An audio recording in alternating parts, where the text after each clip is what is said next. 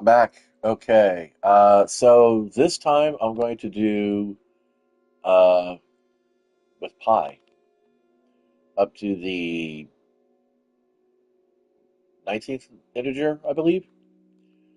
3.141592653589793238. I think I got that right. Let's try this out. Again, the map, blah, blah, blah, blah, blah, with coordinates and stuff like that. And let's create this world and see what we get. And then I'll come back and verify that it kept the seed number or maybe it modified it. The next number sequence I'm going to try will probably be the hatch number from Lost, which was the code that the characters had to enter, or the magnetic overload of the island would cause some kind of weird, like temporal shifting or something. I can't remember the specifics of the plot point. Honestly, Lost was a really great mystery box for the first couple seasons, but then it just kind of meandered, and I kind of lost interest after the second season, which I tend to do on most TV shows, except for things like, say, Star Trek, the original series, and Voyager, and The Next Generation. It looks like we got some Frostlands up there. I am in normal mode, which means that eventually things will be crawling out of the tree line, so it's good to get moving. Hey, we can jump at least. Looks like gravity's normal here. Wouldn't it be kind of fun? As part of a seed generation, you get variable gravity, which means you might take less fall damage from certain heights, but you could also jump farther across chasms and things like that. That'd be kind of sick. I was kind of hoping that because of the wackiness of the seed number, I guess it doesn't really make a difference. Excuse me. So I'm sure there'll be tons of iron ore up there. Um, you know what? Let's go ahead and make ourselves a boat and take the river. Take to the river. Get to the river. With any luck, I will have a creeper land on me, and you can all enjoy a string of curse words. Probably not, though. All right. I guess really, since it's a given seed, I could just easily go into creative mode and then we can just do a flyby. But I don't know. This is somewhat more romantic, I think. Not in the like, you know, uh, relationship kind of way, but in kind of like the literary romantic way. It's yeah, okay. Never mind. Probably that was probably lost on a lot of you. Oh, speaking of romantic, tunnel of love. I'm really got to figure out why my game is jittery when it comes not very far. Oh, sick. Okay, we'll come back to that. So right off the bat, you can go straight up caving, um, which is cool. There's a lava flow up here. Nice. You get a bucket of lava. You can start all kinds of fun stuff with that. Speaking of starting fun stuff, let's see. Kind of an extreme cliffs world, it seems like. And that is the limit of our boat. All right, well, we're going to go into creative mode just so we can get a nice overview of this. I don't really think I'm going to play this world. I really am invested in Bell's Forge. I just today's been kind of like well, this week has been kind of and I think that a lot of that has to do with the fact that I am going to be co convinced to leave my house for more than a couple days. I'm not excited about it. I hate to say that, but yeah, it's good. It's good to get out. It's good to go places and see something other than a warm gray sky because, whiplash weather. But yeah, I don't even know what the fuck to expect when we go traveling, so who knows? It might be torrential rains when we get there. Well, that dampen everybody's fun, pun intended.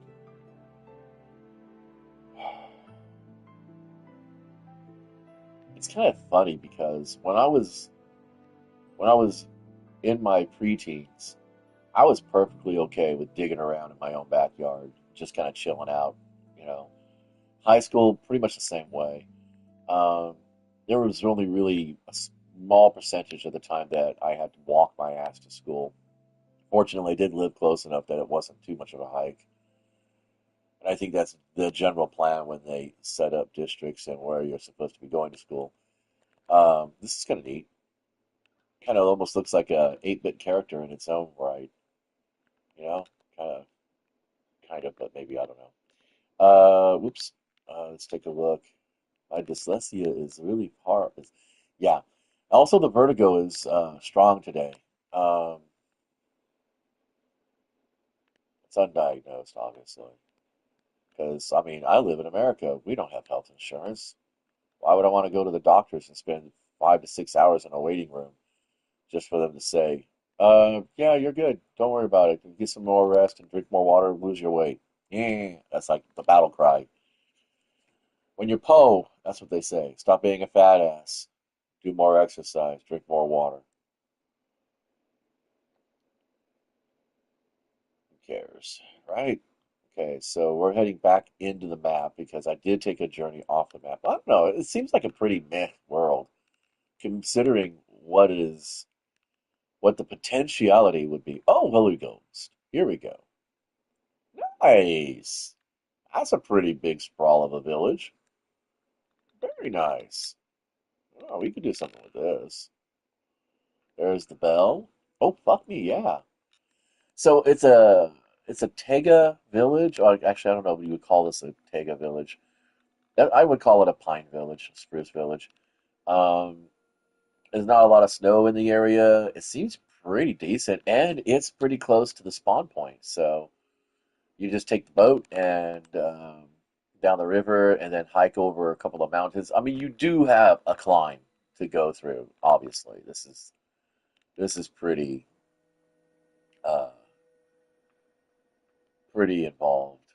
There's some floating islands over there. That's always fun. Is that an igloo? That is an igloo. Holy shit. That really is an igloo. Just kind of floating there.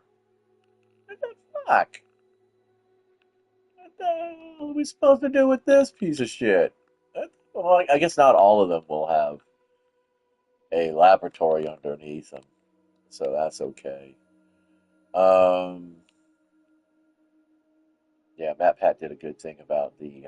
I don't even know if MatPat was the one who did that one, but they talked about the secret connection between the igloos, the secret lab underground underneath the igloo, and the wandering trader, and how the cactus and the plant was a hint as to what was going on.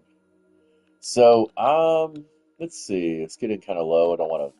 Well, never mind. We did that anyway. So, let's see. Doesn't look like there's too many undercuts. This is kind of a nice village, actually. I mean, I'm no connoisseur or expert of any measure, but this would definitely be a nice little starter village. They tend to have some pretty good loot. So let's see what we get here, just real quick, and then we're gonna bounce. Okay, well, that's nice.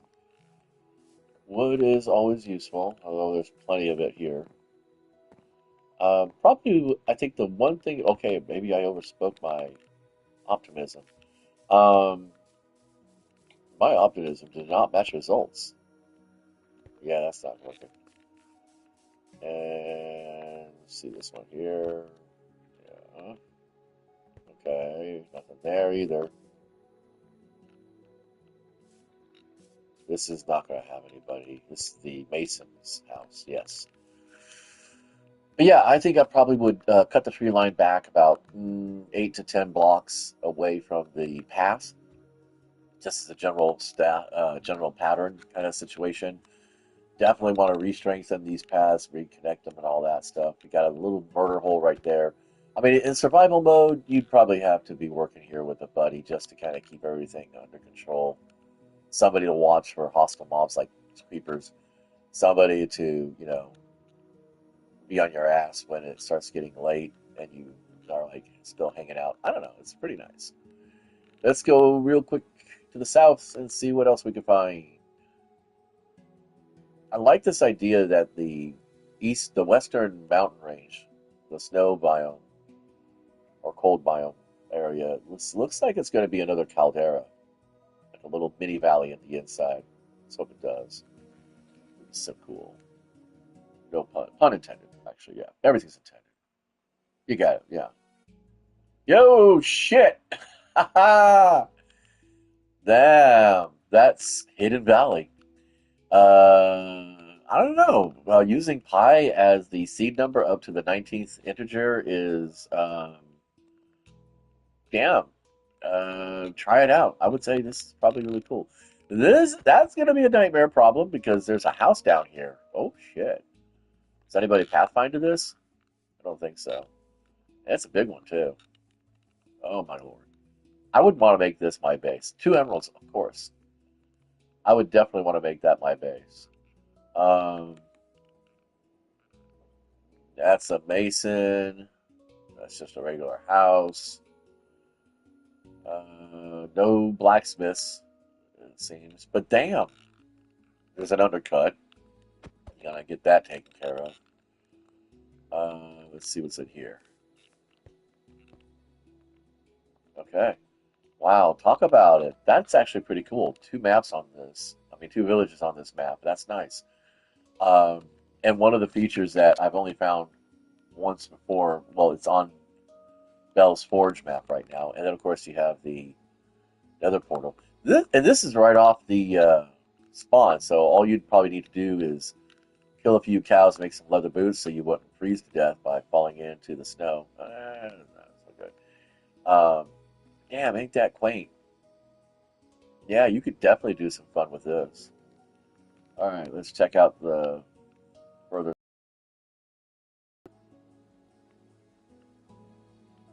That's a nice little cave system right there. Definitely want the leather boots. You're gonna need to have that. Suffocation is still a thing that can happen in passive mode or peaceful mode. We have another little caldera, looks like.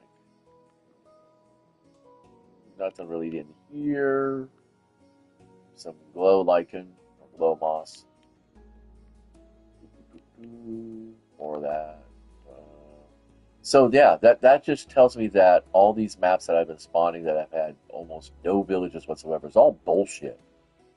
Um, because if you could drop a village in a caldera, then I'm sure that's not really the proper term. I'm sure there must be some other term I could use to better describe that. But yeah, if you could drop a village there, then you shouldn't be having problems.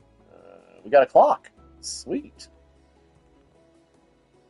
Oh, we're off map too. Dang it. I know. It doesn't really make a difference. The dripstone for days. The zombies, nice. The locals are fun. And there we go. We're gonna go check out a little bit of the eastern side. See what else we got going on here. I might come back to this one. I might actually spawn a survival version. Probably play it in peaceful because of all the hiking and tree line I'd have to go through.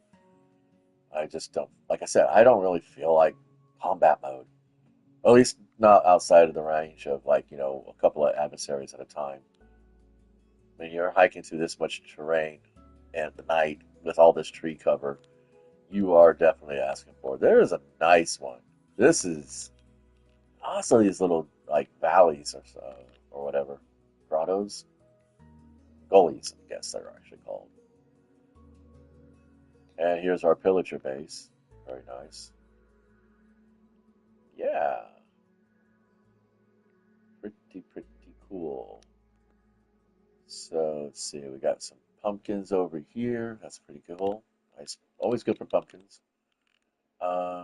Slowing down a little bit because we might have a village nearby. Because where there are pillagers, sometimes villagers. Yep, there you go. That's the village. I think this is actually the one that I already looked at, isn't it? Yeah, this is the one we already looked at. So what's this right back here? This looks like it might. This. I'm looking at the map. That large mottled brown spot right there seems to. Okay, that's not really a village. That's just Podzone. Enough puzzle to show up in satellite imaging. So yeah, so at least two villages. Uh, let's gonna go check in here in the central area just because we have the time. It's a 15-minute video at this point, so I don't really want it to go much longer than 20. I don't give YouTube longer than 15 minutes myself, which is why I try to keep these as concise and as informative as I can. But yeah, this is pretty cool. I think the next one I'll try will definitely be the hatch number. We'll see if the Minecraft devs have an ear to pop culture because it would have been about the same time as Lost that Minecraft came out. Could always actually play that as a narrative. That'd be a kind of little role play server. Just super excited. I mean, they're literally really mountains this time. You know, I mean, that's the one thing I have to say about caves and cliffs is that you will actually get some good mountains. It's just kind of cool.